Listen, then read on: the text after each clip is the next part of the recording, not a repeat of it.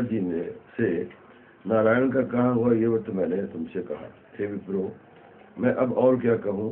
ऋषि बोले, हे मुनीश्वर, संसार में इस विप्र से सुनकर किस किसने इस व्रत को किया, हम वह सब सुनना चाहते हैं, इसके लिए हमारे मन में श्रद्धा है। सूर्य बोले, मुनियों, जिस जिसने इस व्रत को किया है वह सब सुनो। एक समय एक ब्राह्मण धन और ऐश्वर्य के अनुसार बंधु बांधवों के साथ व्रत करने को तैयार हुआ।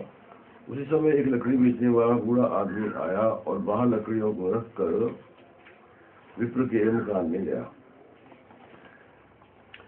प्यार से दुखी लकड़हारा उनको मत करते देखकर विप्र को नमस्कार कर कहने लगा कि आप ये क्या कर रहे हैं और इसके करने से क्या फल मिलता है, कृपा करके मुझसे कहो।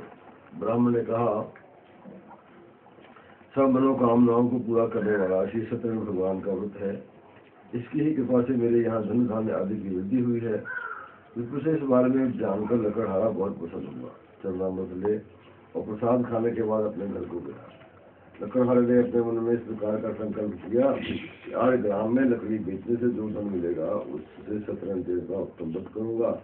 ये मन में सोच विचार कर वह बूढ़ा ब्राह्मण लकड़ियां अपने सिर पर रखकर जिस नगर में धनवान लोग रहते थे वहाँ ऐसे सुंदर नगर में गया। उस रोज वहाँ पर उसे एवं लकड़ियों का दाम पहले दिन से चौगुना मिला। तब वह बूढ़ा लकड़हारा दाम ले और अति प्रसन्न हो पके केले की फली, शक्कर, घी, दूध, दही और गेहूं का चोर इत्यादि सत्यनारायण भगवान के व्रत की कुछ सामग्रियों को लेकर अपने घर गया। फिर उसने अपने भाइयों को बुलाकर विधि के साथ भगवान जी का पूजन अवगत किया।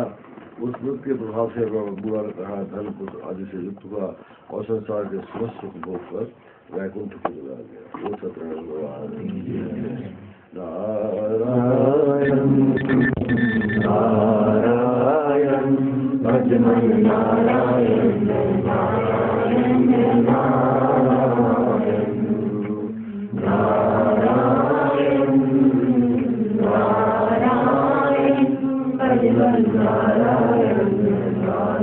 नारायण नारायण भजमन नारायण नारायण नारायण भजमन नारायण नारायण नारायण भजमन नारायण नारायण नारायण नारायण नारायण भजमन नारायण नारायण नारायण। सूर्य बोले, हे श्रेष्ठ मुनियों, अब आगे की कथा कहता हूँ, सुनो। पहले समय में उल्का मुख नाम का एक बुद्धिमान राजा था। वह सत्यवक्ता और जितेंद्रिय था। प्रतिदिन देवस्थानों पर जाता तथा गरीबों को धन देकर उनके कष्ट दूर करता था। उसकी पत्नी कमल के समान मुख वाली और सती साध्वी थी। भद्रशिला नदी के तट पर उन दोनों ने श्री सत्यनारायण का व्रत किया। उस समय में वहाँ एक साधु वैश्य आया। उसके पास व्यापार के लिए बहुत सा धन था।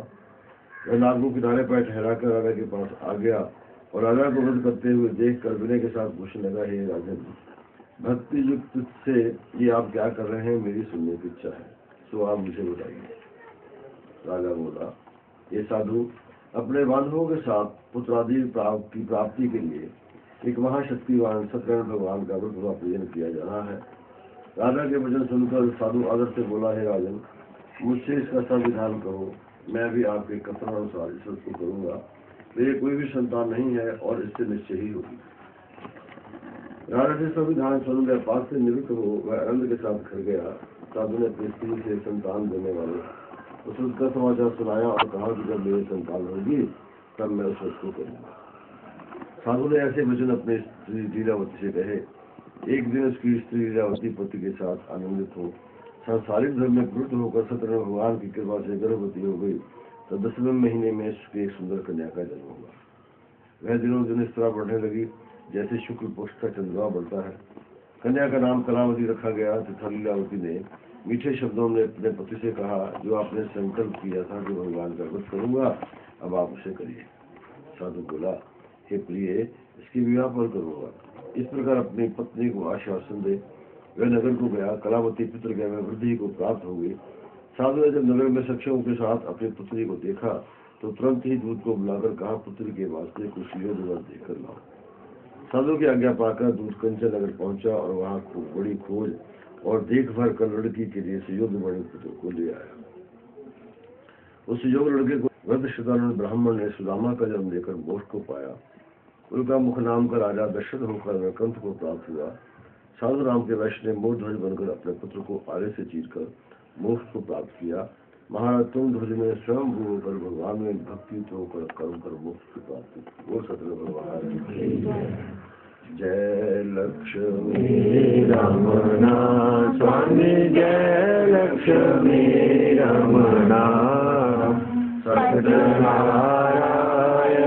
स्वामी, सत्यनारायण स्वामी, गणपातक हरना ओम जय लक्ष्मी रमना रतन जगत सिंहासन अद्भुत विराजे स्वामी, अद्भुत विराजे नारद करतन रंजन, नारद करतन रंजन घंटा ध्वनि वाजे ओम जय लक्ष्मी रमना भगवत सहे कलिकार विधि को दर्श दियो स्वामी, विधि को दर्श दियो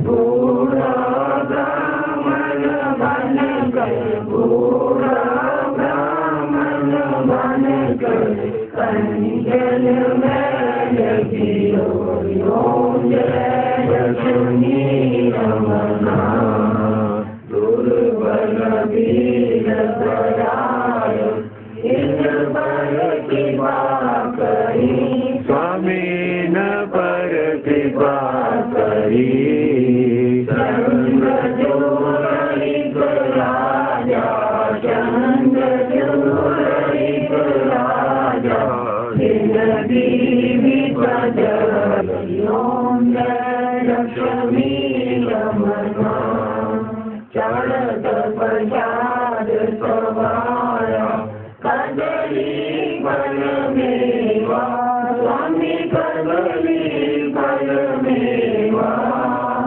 धूप दीप तुलसी से, धूप दीप तुलसी से राजी चंद्रदेवा ओम जय लक्ष्मी रमना श्री सत्यनारायण स्वामी आरती जो कोई नर गावे स्वामी, प्रेम सहित गावे कहत जीवानंद स्वामी, कहत हरिहर स्वामी, मनवांछित फल पावे ओम जय लक्ष्मी रमना, जय लक्ष्मी रमना स्वामी, जय लक्ष्मी रमना सत्यनारायण